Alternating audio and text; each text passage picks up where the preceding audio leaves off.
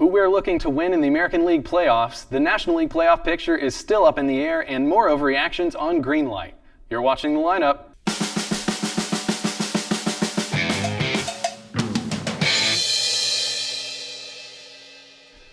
Welcome to The Lineup, everybody. For Jeff, the Hammer, Matthews, I am Joshua Adams. Once again, no quick pitch today. If you want the latest in Govs news, make sure to tune in to Govs on the Go every Tuesday at 10 in the morning and reruns throughout the week. By Govs athletes, about Govs athletics. If the Govs play it, they cover it. Also, I have heard Hunter smells so good, you can actually tell while you're watching the show. Wow.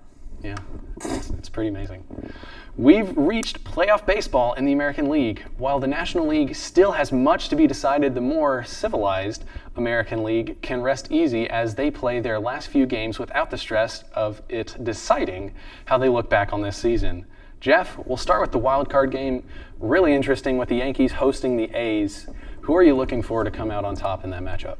Well, for me personally, I'm really wanting the A's to come out on top of that one. It's going to be very difficult. One, you're not only just playing the Yankees, which is already intimidating, but then also you're playing the Yankees in Yankee Stadium. In Yankee Stadium. So I think this whole entire postseason for the AL right now is going to be a whole lot of fun to watch.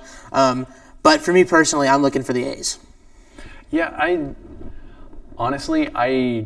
I'm pulling for the A's. I don't know if they can completely do it. They have a lot more to prove. The Yankees are the Yankees. They will almost never have something to prove, pretty much, because they're the Yankees. I mean, they are young, and Giancarlo Stanton is kind of trying to prove that he can succeed in the playoffs, because I don't even know if he's been to the playoffs before. But the A's, even though most people probably couldn't name a single player on their roster unless you're a baseball fan, they have some really, truly amazing players. Matt Chapman, their third baseman, he's just amazing. I mean, his stats prove that batting average and RBI aren't the most important.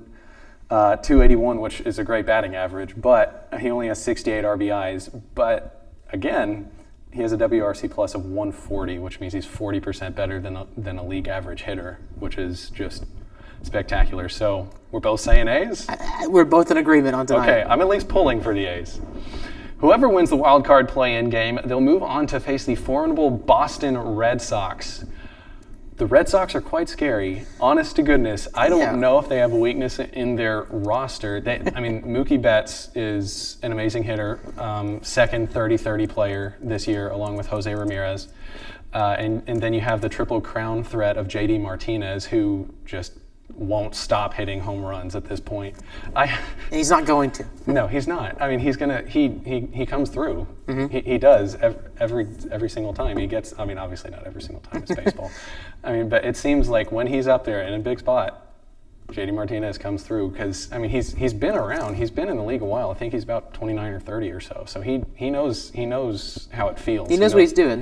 He knows what he's doing. Mm-hmm. And with playoffs, there's always an unknown factor. Unknown factor, because you don't know how some of these teams are going to react going into the playoffs. Yeah. It's a different ball game once you get into the postseason. Mm-hmm. Your mindset is going to change, right? There's a whole lot more you're playing for than just in the regular season. Yeah, and the crowd is another level with postseason baseball. And I'm going to kind of put it to where kind of compare it to something. It's almost like the World Cup in a sense, because there's baseball fans that watch the games throughout the whole entire season, and then there's people that watch just the postseason, right? Yeah.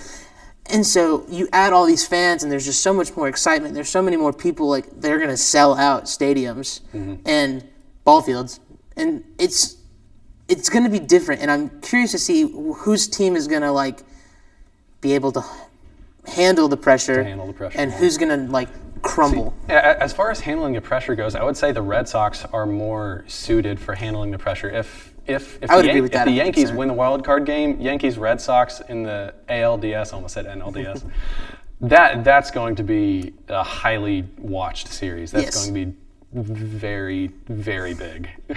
It really is, and it's just going to be super interesting.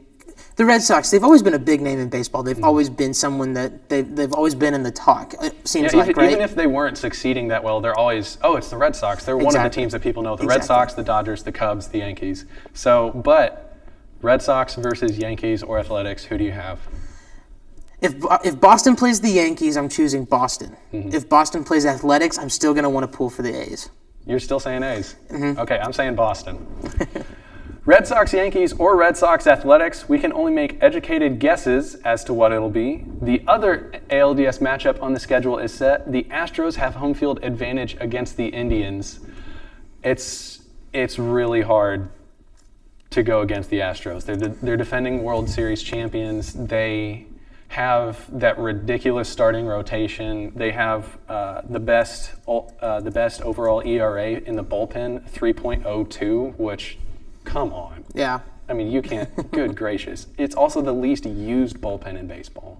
With postseason, it always comes down. With the postseason, it always comes down to bullpens. It really does. I mean, because the starters, they walk two guys in the fourth, and Joe Madden's like, "You're out of here." Yep. It's a different ball game. You're relying a lot, and with this team, they're relying a lot more on that. They're going to rely a lot more on that bullpen. I truly believe that. And so with that, it's kind of, are they ready for that? Are they going to be able to get used to that? Are they going to be used to relying on the bullpen? See, that's why I think that they'll be on top against the Indians. The Indians, their bullpen has been quite shaky this year. Andrew Miller really hasn't been himself. He's been up and down off the disabled list all year. The Indians have an amazing rotation. I think that they have three people that had over 200 strikeouts. Their top three guys.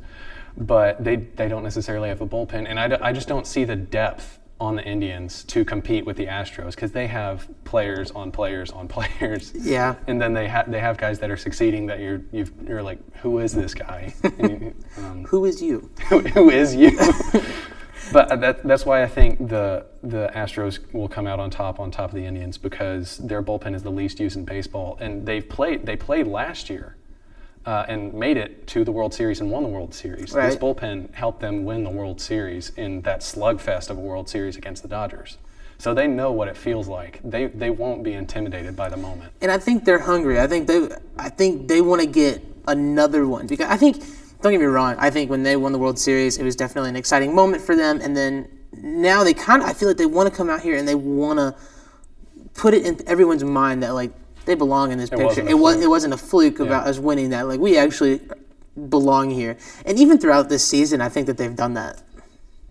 Yeah, I mean, how many wins do they have? Like 95. I think so. I think it's 95 or 97. Yeah, I mean, they're one of the best teams in baseball, no matter what their record. Okay, 158 as of this recording. So they're a good ball club. With all of these matchups and predictions, we now have the ALCS, in our opinion. Yeah. Astros. And are we saying Red Sox or are we saying Athletics? I want Athletics. You want Athletics? That's bias. So, picture-wise, Boston Red Sox. Boston. I mean, you just look up and down their roster. It's hard to believe they're going to be stopped. And they added Ian Kinsler. It's like, Dustin Pedroia, one of the best second basemen in recent memory, got hurt. Let's add probably the second best second baseman in recent memory. Granted, both of them are towards the end of their careers, but they're still very much so good ball players. So we're saying Astros and Red Sox for the AL Championship Series. Yes. I understand wanting to pull for the underdog Athletics, because, I mean, to an extent, they're hometown guys, because Mark Canha, I think he's their first base. No, because he plays all over. Right. Yeah. They have a lot of guys that we've seen on the Sounds, and we've seen them play ball games before, so it's fun to pull for the Athletics, but I understand saying the Red Sox. So Red Sox and Astros, two powerhouse clubs with over 100 wins. Who are you thinking pulls out on top? Because honestly, I still don't think the Red Sox can be stopped, even with the Astros. I think that series is going to be phenomenal. If it comes down to that, I don't want to put these teams out of the picture. If anybody isn't into baseball, I would almost recommend that series if it happens. Yes, absolutely. It's like, these are two of the best examples of baseball you can find. Absolutely. They're home run hitters, they're good fielders, pitching's going to be amazing. It's going to be a wonderful series. And tensions are going to get high during that game. There's going to be a whole lot of aggression. But I I just like you, I don't see somebody putting a stop to the Red Sox. It's pretty difficult to see the Red Sox not winning any series, honestly, at this point. It's just you can't put it in words. Just up and they can't be stopped. There's in my notes I actually put Boston powerhouses. I mean, that's pretty close to their name. That's pretty accurate. And at Fenway, Boston fans are going to be ravenous, and they'll have home field advantage throughout the playoffs. The Astros won't. Granted, Astros fans are just as ravenous as Boston fans, but Fenway's got that tight atmosphere that you can't escape. Right. And the Boston fans are going to be coming in hard, and I don't see the Astros pulling through that. Coming up, the National League playoff picture is entirely up in the air. Who will make an impact? Stay tuned.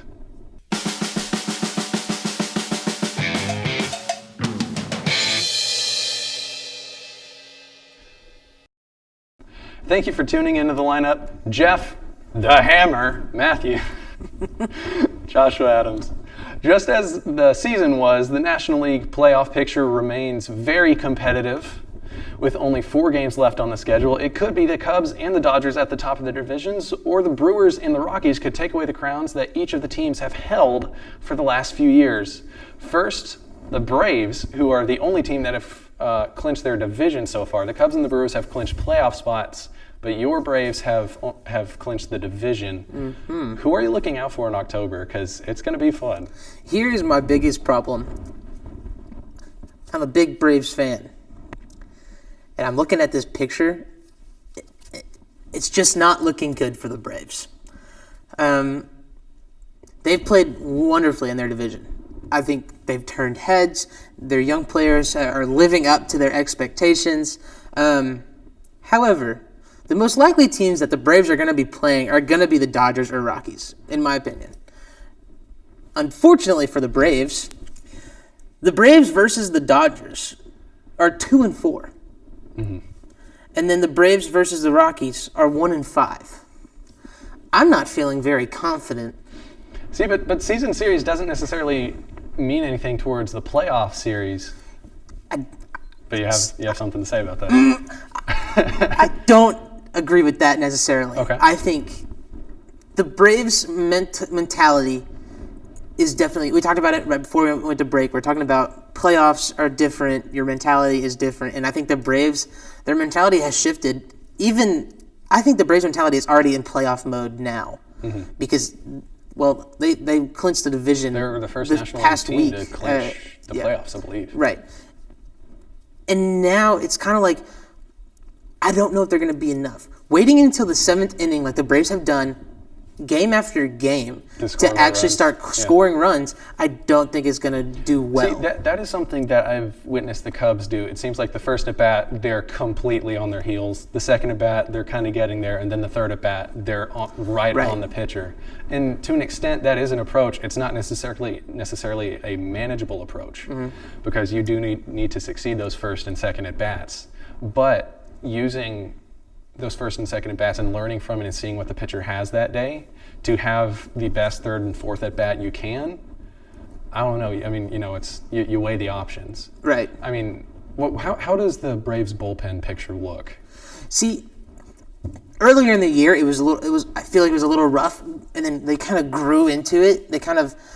They've definitely been struggling with it. It's not been something that's been detrimental. Obviously, the Braves have been winning games. However, it's just, I don't think it's going to be strong enough to hold up against these bigger teams. The Dodgers, the Rockies, the Cubs. These are all big-name teams that have been playing well, who have made postseasons time and time after time, right? Yeah. The Braves haven't been to the playoffs since 2013. See, that can be something that can actually be a positive.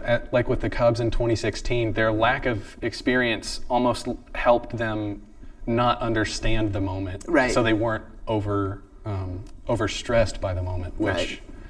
Which is understandable. It's just, I think the Braves are too young.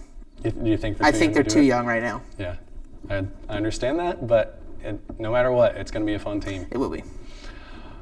Barring the Cubs losing the rest of their games and the Braves winning theirs, the Braves will face off against whoever wins the West this year. Now, the West could be taken by anyone. The Rockies have the division right now, but the Dodgers are only a half game out.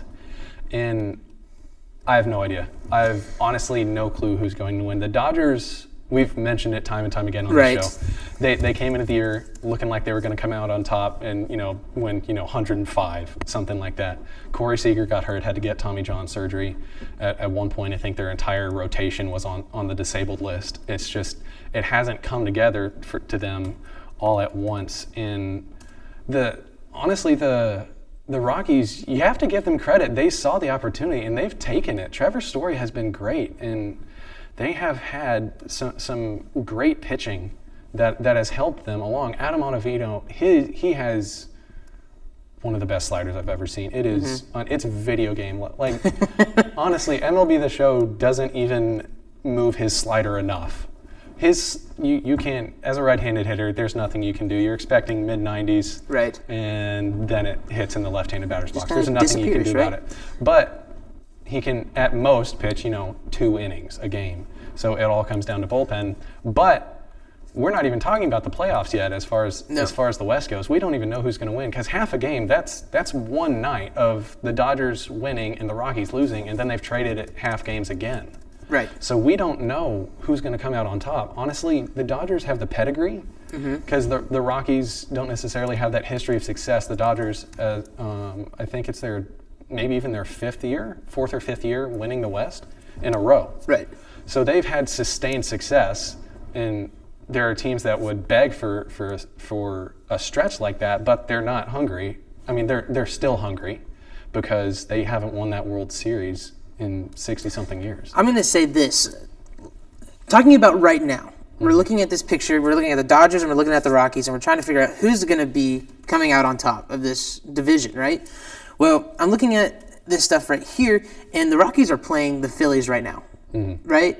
Now, I'm not saying the Phillies are a terrible team. However, I will say I think the Rockies will take that series. And I think they've already won the first game, and I think there's 2 more left, and I would say that the Rockies are probably going to sweep that series. That's a big statement. The Phillies were no slouch. They were up with the Braves up until the end. Right. And the Dodgers are playing the Arizona right now, and Arizona's a good ball club. Arizona is a very good ball team. Yeah. Now, not good enough to within the past 2 weeks or so, they have cratered. They have cratered hard, and that's why they're not in the hunt anymore. Exactly. Yeah. And so, where I'm at right now is you have a team that's playing one team, and it's a good ball team. You have another team that's playing an okay ball team.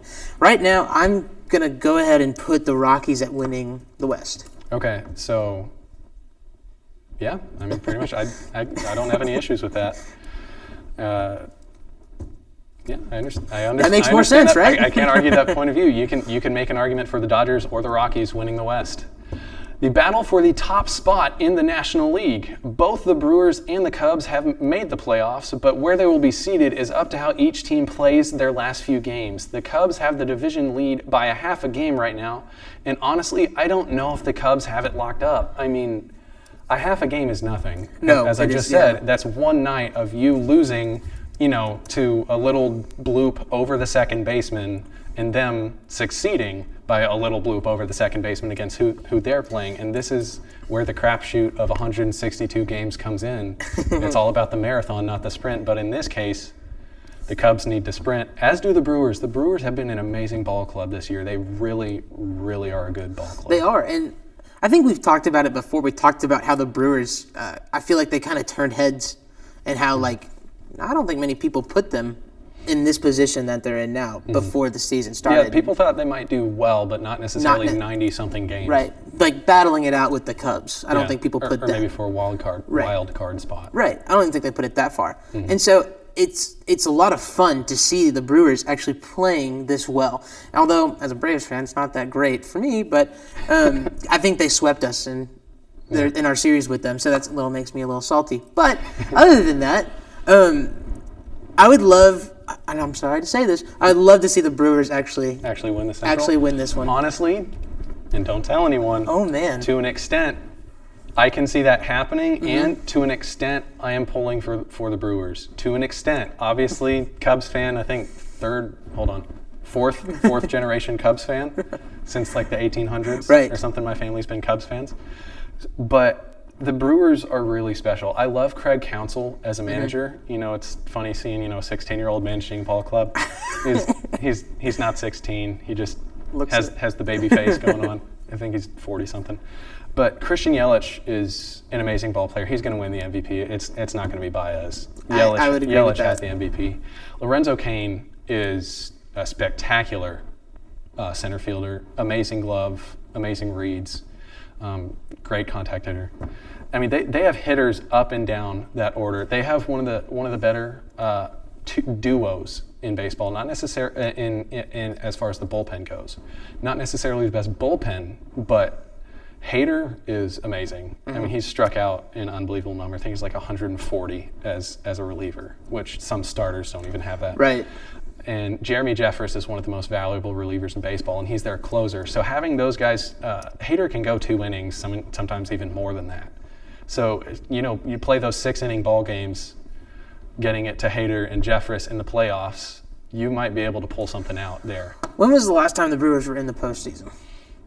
It's been a hot minute. It's been a bit. I want to say 2012. I can't be certain.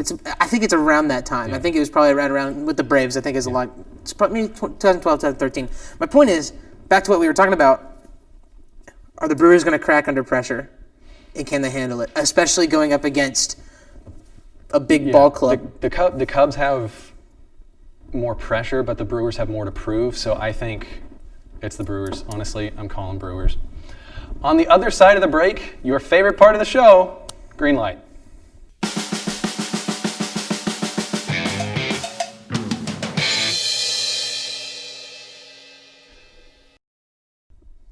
Thank you once again for joining us. We've reached the end of the show, which means it's time for green light. In baseball, when a hitter has permission to swing away, he is given the green light. In this instance, we have given ourselves permission to overreact to anything and everything in the baseball world.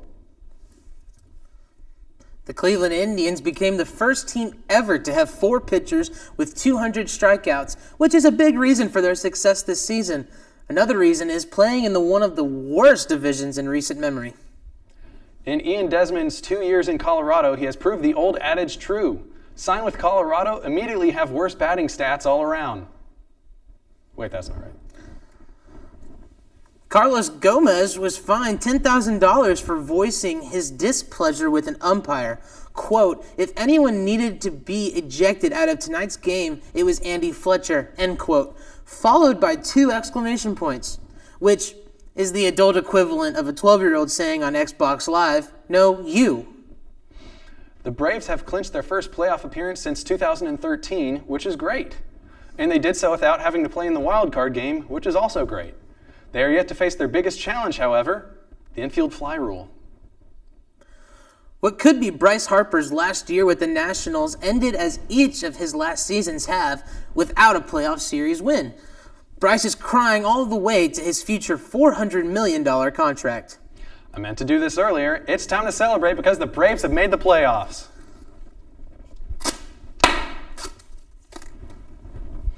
The Marlins may finish the year at the bottom of the division, but at least they still have their young core, led by none other than Christian Yelich. Yeah, he was traded and might win MVP. Marcell Ozuna. He was traded. Justin Bour. Traded within the division. D. Gordon. Traded and then became a terrible hitter. Giancarlo Stanton. Really? He's on the Yankees. How did you forget that? Martin Prado. I mean, he's old but still relevant. Shohei Ohtani showed the world why he is one of the most endearing ball players in the game when he sang Despacito.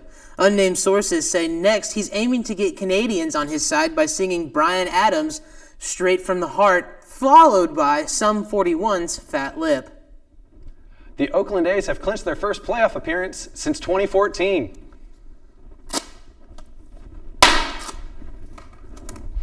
The Cleveland Indians have clinched the AL Central for the 3rd year in a row.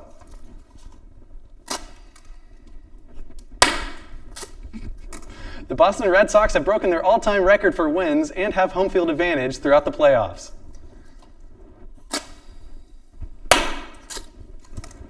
The Seattle Mariners have clinched taking the entire month of October off.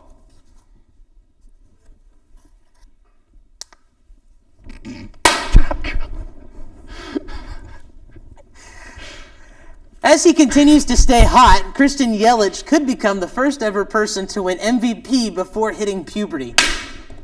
A worker at the Detroit Tigers' Comerica Park was fired for spitting on a pizza he was preparing. We know about this because another employee filmed it so that he could report it to management, who immediately fired him for leaving his post. This is not a joke. It actually happened. This year, the Miami Marlins became the first team since the 2004 Expos to not draw over 1 million fans. An Expos team that finished the year 67-95 in 29 games out in the division. So the Marlins have them beat. They're only 25.5 games out. The Pittsburgh Pirates have found the new market inefficiency by having 2 infielders by the names of Kramer and Newman on their roster. Our fictional unnamed sources say the Cincinnati Reds will respond in kind by signing players named Bing and Tribbiani. These same sources say the Mets will respond by signing literally anybody that can swing a bat. If you or someone you know knows how to swing a bat, please contact Jeff Wilpon. What's his number? 1-800-METS. Yeah. That's all it is. It's 1-800-METS. This is an interesting smell from these things. On them specifically, they say if you look at the front of it, it says point away from face and other people. Well, So- here on the lineup, we like to break the rules. We like to live dangerously. Do not try this at home. I think we could wear this as like a hat. Yes, we could. That's it for our show today. Be sure to join us next week for our take as the playoffs and October baseball get started. If you want more of that pretty face, head on over to the APSU-TV YouTube channel for each and every episode of our show. For our entire production crew and that fella right there, look at how pretty he is, Jeff Matthews, I'm Joshua Adams. Thank you for watching.